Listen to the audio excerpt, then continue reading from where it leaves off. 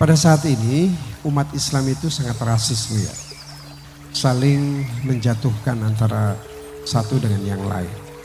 Kemudian ada kaidah atau ada sesuatu yang pernah disampaikan oleh orang-orang tua dahulu bahwa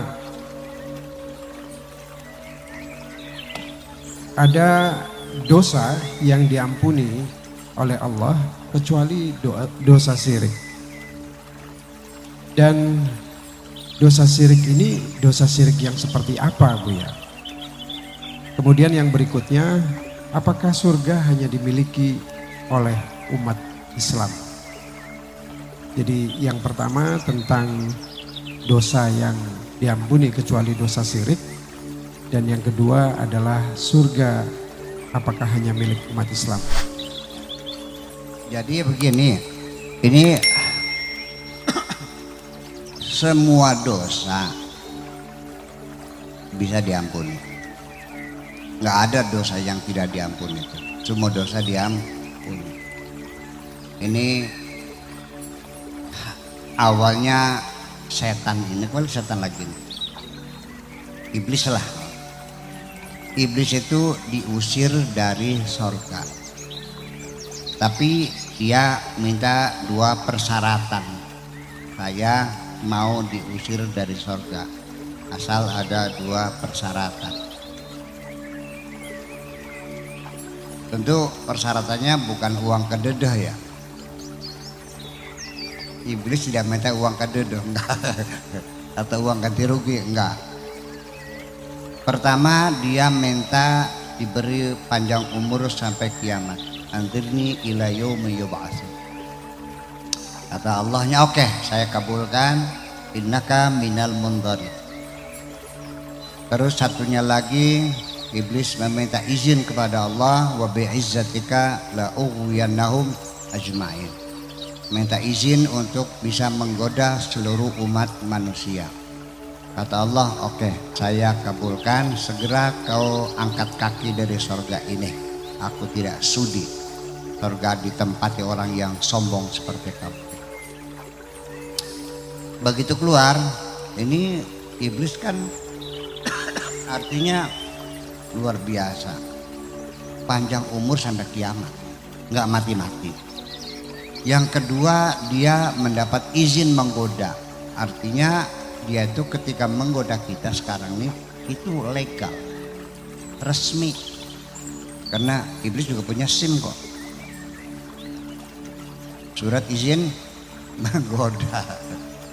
Kamu berani goda, saya berani lah. Dasarnya apa? Tidak ada izinnya, mana itu ada SIM-nya. Itu Allah yang mengizinkan. Jadi dalam pikiran dia begini, itu juliknya iblis nih. Dia ingin menggoda la ughwiyannahum ajma'in. Dia punya program ingin menggiring manusia masuk neraka semua bersama-sama dengan iblis. Nanti kalau sudah masuk surga semua, nanti iblis termasuk orang yang akan mendapatkan ampunan loh. Itu logika iblis. Tetapi ketika iblis sedang bertolak pinggang sambil bersiul-siul karena dia yakin manusia masuk neraka semuanya, kata Allah, tar dulu iblis. Memang aku izinkan kamu goda seluruh manusia, silakan. Tetapi nanti ketika manusia itu sadar lalu merasa menyesal dan minta ampunan kepadaku, pasti akan kuampuni semua. Iblis melongo, yo kerja bakti begini mah. Dari situlah maka iblis merubah strateginya, tidak sampai kepada menggoda manusia bermaksiat, tapi bagaimana supaya manusia jangan bertobat. Yaitu langkah pertama, jangan sampai manusia merasa berdosa. Jangan sampai merasa berdosa.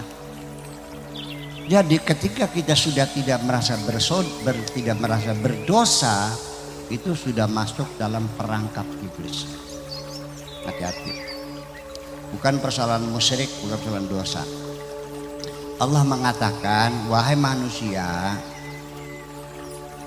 yang beriman kepadaku, kamu tidak perlu berputus asa karena engkau melakukan dosa-dosa yang besar-besar dan banyak sekali. Jangan putus asa. Ya ayyuhalladzina amanu la taqnutu mir rahmatillah. Jangan putus asa dari rahmat Allah. Innallaha yaghfiru dzunuba jami'a. Allah akan mengampuni semua dosa, akan diampuni asal kamunya minta ampun. Itu aja kok. Kalau musyrik gimana? Kalau musyrik mah bukan dosa. Maka prosesnya ya bukan minta ampun, masuk Islam lagi. Kalau masuk Islam lagi diterima enggak? Ya artinya udah selesai, gampang udah. Gimana sulit-sulitnya? Jadi jangan dikira musyrik itu dosa yang tidak diampuni, bukan begitu. Musyrik itu bukan dosa, dia menggandakan Tuhan, menduakan Tuhan soalnya. Bukan orang musyrik itu membunuh tidak, mencuri tidak, korupsi tidak, berselingkuh tidak, berzina tidak kok. Dia hanya menduakan Tuhan. Jadi sampai sekarang belum ada KUHP yang mengatur menduakan Tuhan, hukumannya berapa itu nggak ada. Betul nggak? Sok pasal berapa? Ya nggak ada. Karena itu menduakan Tuhan. Jadi gimana? Ya bukan bertobat. Kamu kembali baca syahadat lagi dan selesai. Diterima enggak? Ya diterima. Nah itulah makanya kemudian persoalan tentang syirik. Ya kalau syirik mah tidak begini. Syirik itu ada dua macam ya. Ada syirik khafi, ada syirik jali. Kalau syirik jali, syirik yang kelihatan. Kalau syirik khafi, syirik yang tersembunyi. Kalau syirik yang kelihatan, syirik jali itu gampang. Kelihatannya nyembah berhala kan gitu, kemudian ngebungkus pohon besar dengan kain putih ya kan gitu, terus goyang-goyang nisannya kuburan suaminya, yang seperti itulah. Dan gak banyak sifatnya, tetapi harus diketahui pula orang yang menyembah berhala pun ketika ditanya kenapa ini berhala, mereka mengatakan wa ma na'buduhum, kami tidak menyembah berhala, walakin liyuqarribuna ilallahi zulfa. Ya, wa ma na'buduhum illa liyuqarribuna ilallahi zulfa. Kami tidak menyembah berhala, itu hanya mediator saja untuk mendekatkan diri kepada Allah. Itu aja kok. Itu namanya orang hunafa, artinya orang yang yakin kepada ketuhanan yang Maha Esa tapi mereka ikut-ikutan menyembah berhala. Itu hunafa yang ada di Mekah pada waktu itu. Nah kalau yang syirik yang khafi, ya setiap hari kita melakukannya. Lalu syirik enggak? Ya syirik. Kenapa khafi? Ya karena enggak terasa, enggak bisa dilihat. Seperti ada orang bahkan dia berbuat baik, sodako 500 juta untuk bangun masjid. Setelah jadi dia ngomong, lamun teu aya aing mah moal jadi ieu teh. Apa tuh? Kalau nggak ada gue nggak bakal jadi. Saya bilang, Bung, yang menentukan jadi itu Allah, bukan kamu kok. Ya enggak, saya dong. Ya Allah ada, yang sekalipun ada Allah, kalau saya enggak ada enggak bakal jadi. Berarti lamun aing moal jadi itu berarti dia menganggap dirinya lebih menentukan dari Tuhan. Musyrik enggak? Iya.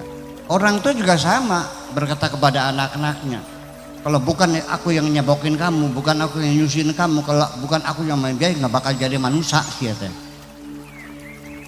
Betul nggak? Kalau ngegait gue tolong mampus loh. Jadi ya kemusyrikan mah ya. Nah inilah kadang-kadang orang pengen tidak musyrik. Ya bagus, tidak salah. Orang itu ingin menghindar dari musyrikan, bagus. Tetapi detektornya berbeda. Detektornya kurang sensitif.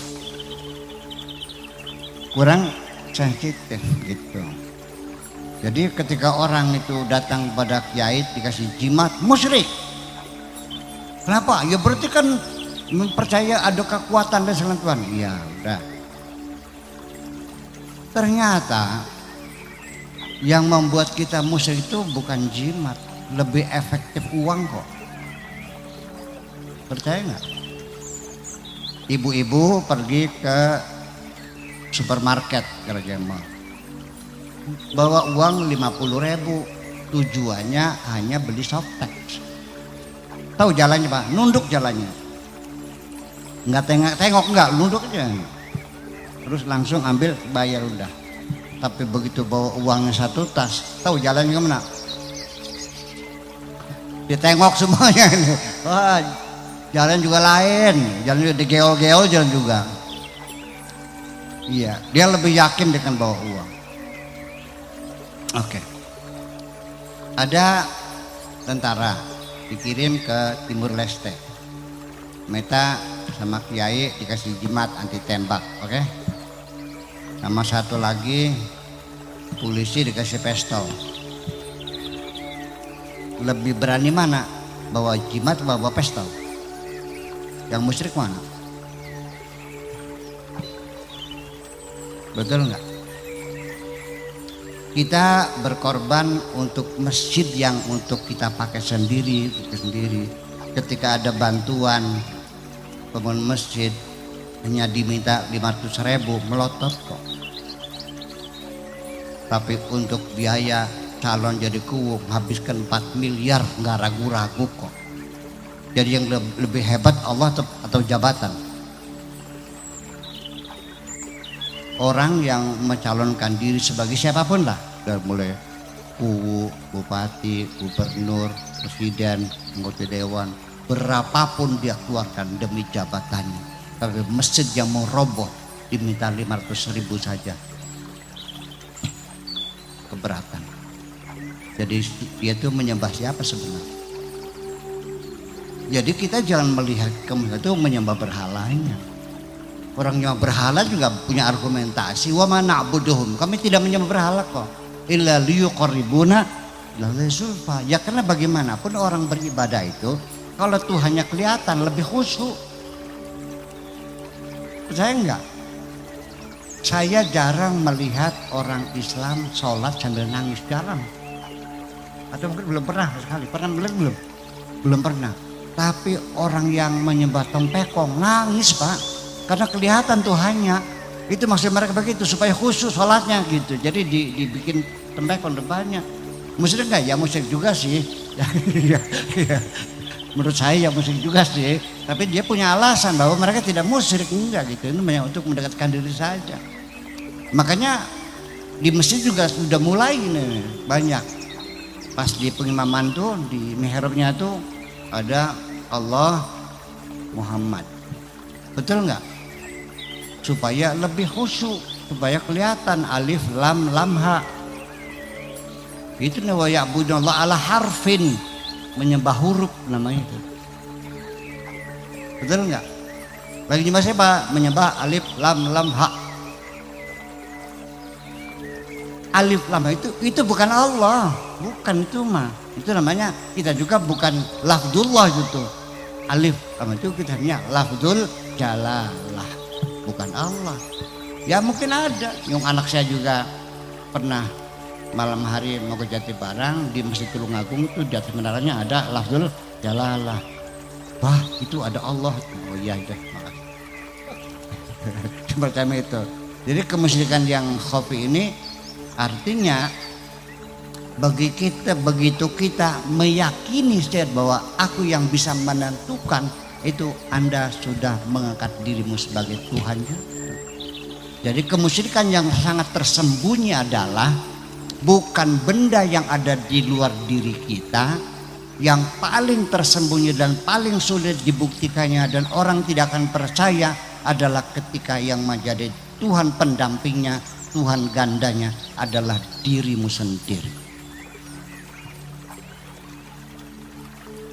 Allah mengatakan afara'aital ladzi takhada ilahahu hawahu. Apakah engkau tidak lihat banyak orang yang mengangkat Tuhannya adalah dirinya sendiri Tuhan. Aku yang menentukan. Seorang atasan juga masih sering mengatakan kepada bawahannya, jangan macam-macam kamu ini. Jangan menggurui saya. Yang penting kamu nurut, kalau tidak ketahuilah masa depanmu ada di ujung pena ini.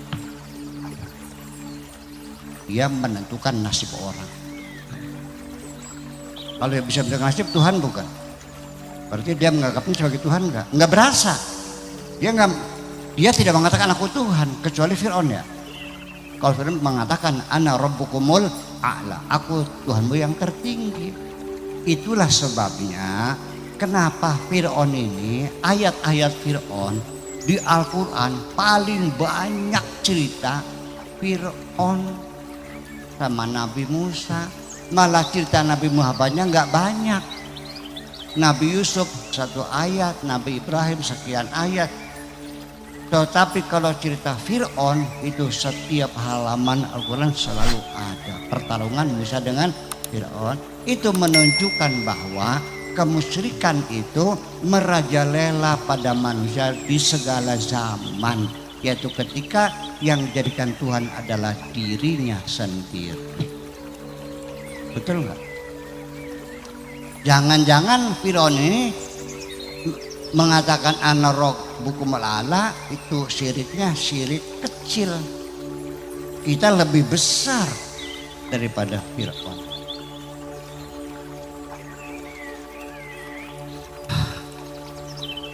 Fir'aun yang dibunuh, yang ditindas itu orang-orang Bani Israel. Tapi rakyatnya orang Kipti, orang Mesir, dihidupin, dikasih makan. Termasuk piramid-piramid itu proyek-proyek untuk penyerap tenaga kerja. Karena dia ngasih makan rakyatnya, dia sayang sama rakyatnya. Sehingga doa Nabi Musa 40 tahun baru dikabul sama Allah kok. Kenapa? Karena Allah tahu Fir'aun itu sayang sama rakyatnya. Yang ditindas sedikit. Tapi di dunia sekarang yang membunuh rakyatnya bukan main. Iya, yaitu yang terwakili oleh orang-orang yang fasis, orang-orang yang fasis, sama apa tadi bilang rasis. Kalau rasis itu ya gimana? Ya kelompok dia yang benar, yang lain dibantai.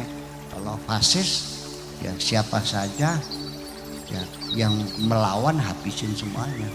Dua-duanya sama. Tapi saya tidak mengatakan Islam itu fasis atau Islam itu rasis.